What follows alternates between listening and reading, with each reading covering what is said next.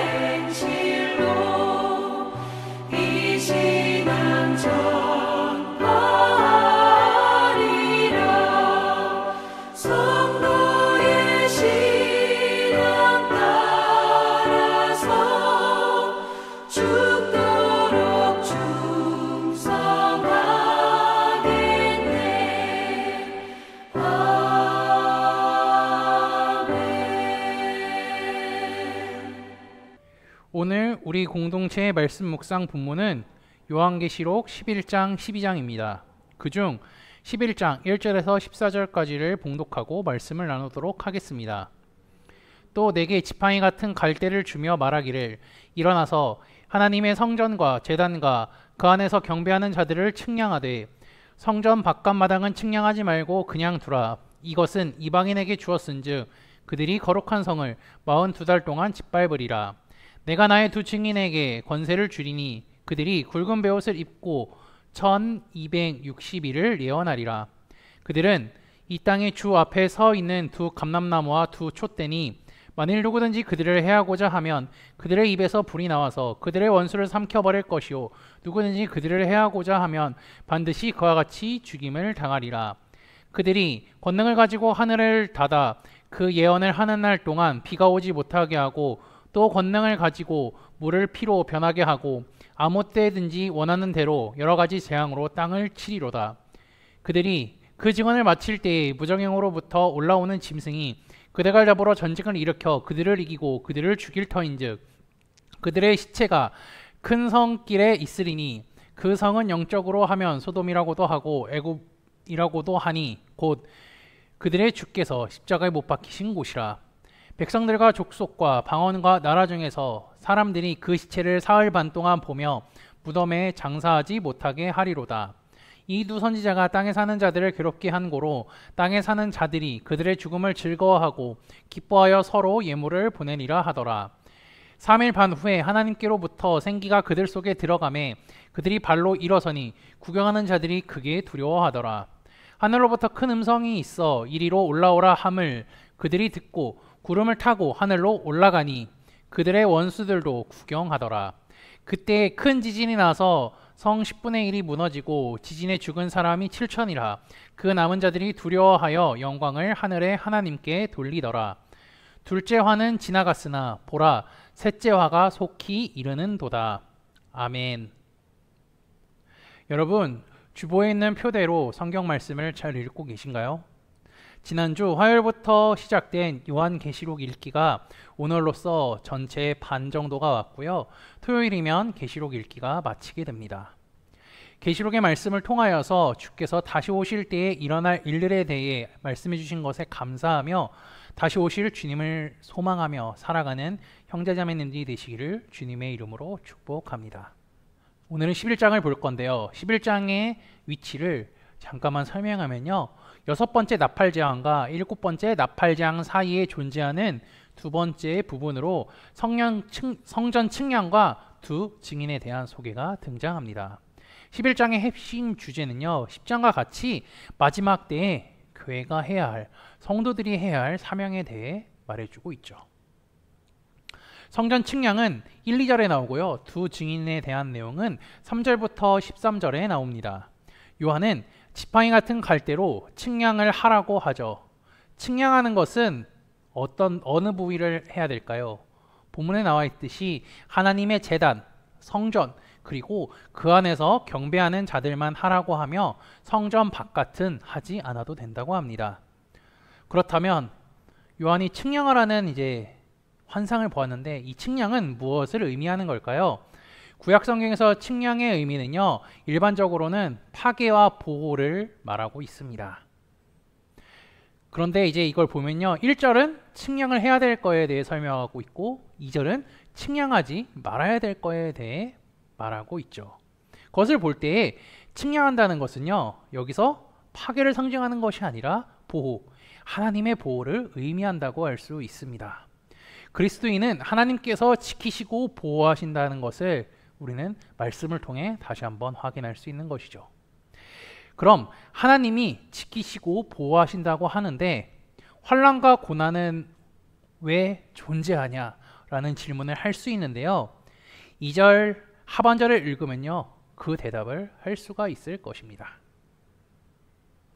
그들이 거룩한 성을 42달 동안 짓밟으리라.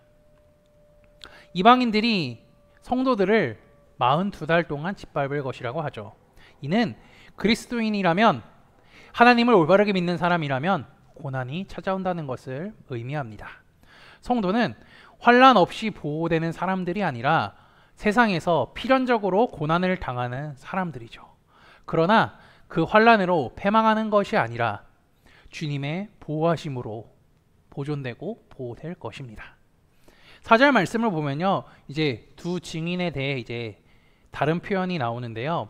두 감람나무와 두 촛대라고 하죠. 이들은 하나님의 말씀을 담대히 전했습니다.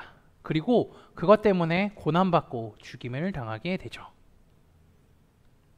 그들이 그 증언을 마칠 때에 무정에부터 올라오는 짐승이 그들과 더불어 전쟁을 일으켜 그들을 이기고 그들을 죽일 터인즉, 그들의 시체는요, 주님께서 십자가에 못 박히신 곳이며 영적으로는 소돔 또는 애굽이라고 하죠. 그리고 사람들이 그 시체를 사흘 동안 보면서 무덤에 장사하지 못하게 하고 3일 반 후에 하나님께서 그들에게 생기를 불어넣어 다시 살리십니다. 담대하게 하나님의 말씀을 전한 두 증인은 고난과 죽음 그리고 부활하고요. 또 이 본문 뒤편을 보면 승천까지 합니다. 이것이 두 증인이 겪게 될 일을 정리한 거죠. 근데 이거를 단어로 정리했잖아요. 어디서 많이 듣던 이야기 같습니다. 바로 우리가 믿는 예수님의 삶과 다르지 않습니다. 두 증인은요, 신실하게 복음을 증거하는 성도들을 의미하는데 이들은 하나님을 향한 참된 바른 믿음을 가지고 하나님의 뜻을 온전하게 선포하는 교회, 증인의 사역을 신실하게 감당했던 교회를 의미하기도 하죠. 그리스도인은요, 세상에 핍박으로부터 자유로울 수가 없습니다. 믿음을 지키려면요, 세상과 타협할 수 없고요. 성경에도 기록되어 있듯이 믿는 자들은 세상으로부터 핍박을 받게 될 것입니다. 그리고 그것을 하나님께서 알려주셨죠. 사탄은 세상을 통하여서 믿는 자들을 조롱하고 사지로 몰아넣습니다. 인간의 심리를 너무나 잘 알기에 사지로 몰리게 된다면 믿음을 포기할 가능성이 높다는 것을 사탄은 너무나 잘 알고 있습니다. 세상은요, 하나님을 믿는 그리스도인들을 향해 비난하고 핍박합니다. 불이익이 생길 수 있으며 핍박을 받을 수 있죠. 이러한 체감은 각자가 느끼는 범위는 조금 다를 것입니다. 하지만 분명한 것은요, 하나님께서 고난과 핍박을 받을 수 있다고, 그것이 당연하다고 말씀하셨으나 내가 믿는 하나님, 그 믿음으로 인하여서 고난과 어려움이 찾아오게 되면 내가 바른 믿음을 가지고 살아가고 있다는 것을 다시 한번 깨달으시기를 주님의 이름으로 축복합니다. 그리고 우리가 해야 할 것은요, 하나님께 기도해야 합니다. 하나님은 성도들을 고난과 핍박으로부터 지키시고 보호하신다고 말씀하셨습니다. 그뿐만이 아니죠. 피할 길도 열어주신다고 하셨습니다. 그리고 우리를 쉴 만한 물가로 인도하신다고 하셨죠. 그래서 우리는 고난 중에도 어려움 중에도 하나님께 감사할 수 있는 것입니다. 우리는 하루하루 믿음의 여정을 걷고 있는데 그 가운데 고난과 핍박이 찾아올 수 있지만 그때에 나를 지키시고 보호하시는 하나님을 기억하며 믿음이 흔들리지 않으시기를 바랍니다. 하나님께서 여러분들을 지키시고 보호하실 것입니다. 오늘도 나와 함께 하시는 하나님을 기억하며 굳건한 믿음으로 살아가는 코너스톤 믿음의 형제자매들이 되시기를 주님의 이름으로 축복합니다. 다 함께 찬송가 357장 찬양하시겠습니다.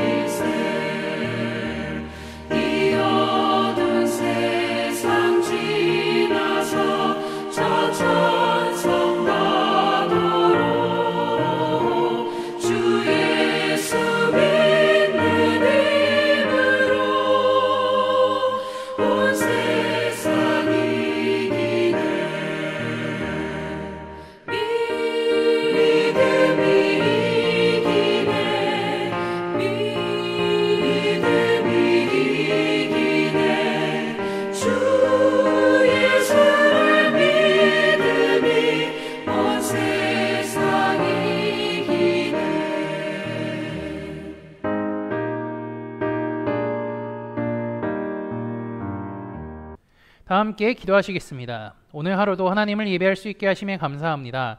날마다 하나님의 말씀을 읽고 묵상하게 하시고 하나님의 약속의 말씀이 이루어졌던 것을 기억하며 지금도 앞으로도 그 약속을 이루실 주님의 말씀을 기억하며 살아가게 하옵소서. 지난주의 말씀을 기억하며 기도합니다. 예수님께서 예루살렘 성읍에서 죽으시고 부활하신다고 우리에게 말씀하셨습니다. 주님께서 하신 말씀은 다 이루어졌고 앞으로도 이루어질 것입니다. 예루살렘에서 죽으신 이유는 나의 죄 때문임을 기억하고 우리 주님께서 죽으시고 부활하신 예루살렘 성읍을 잊지 않고 그것을 기억하고 주께서 오신 이유를 잊지 않고 살아가는 우리가 되게 하옵소서. 요한이 측량에 대한 환상과 두 증인에 대한 환상을 보았습니다. 두 증인의 삶은 마치 예수님을 보는 것과 같았습니다. 성도는 주님의 복음을 믿고 전하며 살아가는 사람들이 오니 세상으로부터 고난과 핍박을 당할지라도 주께서 지키시고 보호하신다 말씀하셨으니 흔들리지 않는 믿음으로 살아가는 우리가 되게 인도하여 주옵소서. 우리를 지키시고 보호하시는 예수 그리스도의 이름으로 기도합니다. 아멘. 이 시간 합심으로 기도할 제목들을 나눕니다. 먼저 성부, 성자, 성령, 삼위 하나님을 묵상하며 경배하는 삶을 살도록 기도하시고 둘째는 회개와 경건한 삶을 살도록 기도하시기 바랍니다. 그리고 교회를 이끌어 가시는 담임 목사님과 사역자들을 위해 기도해 주시며 화요일 사사기 성역 공부와 목요일 여호수아 목회자 세미나를 위해 7월 마지막 주 금요일에 있는 한밤의 찬양 축제를 위해 소그룹 원더를 위해 각자 가지고 계신 기도의 제목들을 놓고 기도하시기를 바라며 오늘도 주 안에서 승리하십시오.